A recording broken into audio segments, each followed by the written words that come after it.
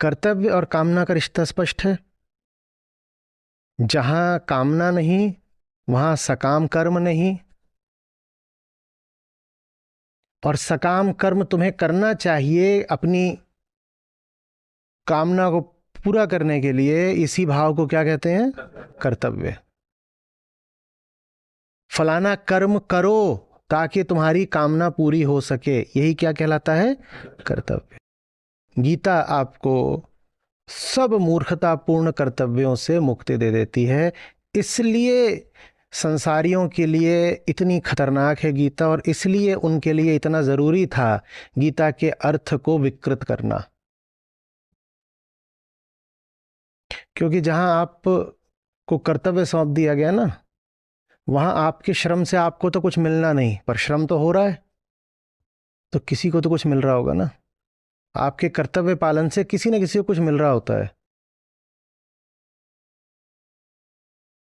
अगर गीता आपको बता दे कि सब कर्तव्य तुम्हारे मूर्खताएं हैं, तो किसी के स्वार्थ पे बड़ी चोट पड़ेगी। उनको बड़ा बुरा लगेगा जब आपको ये पता चलता है कि ये कर्तव्य का खेल ही झांसे का है। दान देना तुम्हारा कर्तव्य है।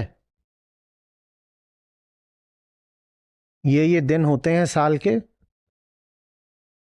और जितने बड़े तुम पापी हो उसी अनुपात में जाके दान दे आना। वहां पेटी है। दिक्कत ये होती है कि पेटी है,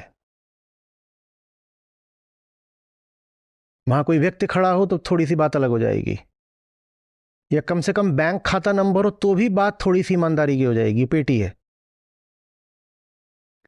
उस पेटी को कौन खोलता है वो आपको नहीं दिखाई देता। आपको बस ये दिखाई देता है कि मैंने तो दिया, मैंने अपनी कर्तव्य पूर्ति करी। आगे का हाल आपको नहीं पता चलता। सप्लाई चेन जाती तक कहां तक है ये दिखता ही नहीं। आप दे तो रहे हो, ले कौन रहा है ये आपने कभी सोचने की कोशिश नहीं करी। और होश उड़ जाएंगे आपके जब आपको पता चलेगा कि जो ले रहा है ना, उसी ने आपको सिखाया है कि ऐसे ऐसे ऐसे कर्तव्य आवश्यक होते हैं। जिसको आपके कर्तव्यों से सबसे ज्यादा लाभ हो रहा है वही आपको कर्तव्य का पाठ पढ़ा रहा है। तो कृष्ण सखा हैं